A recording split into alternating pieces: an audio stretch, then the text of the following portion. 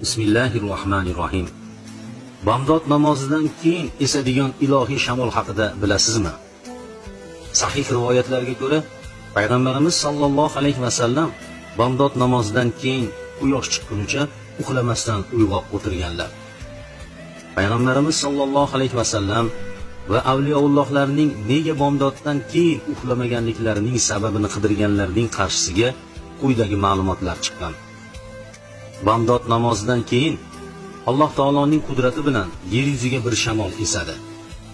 Bu havo u vaqtda uyg'oq bo'lganlarga Allohning bir lutfi karamidir. Faqat bu havo uyg'oq bo'lganlarga foyda va shifo bo'ladi. Uxlab yotganlar bu shifodan mahrumdir.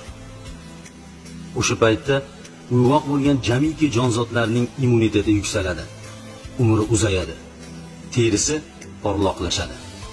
Bu shamoldan foyda ko'rganlar ruhiy kasallikka chalinmaydi. Bu havo yengil shabada quyosh chiqishi bilan yo'qoladi. Quyosh chiqqunicha uxlaganlar bu havodan mahrumdir.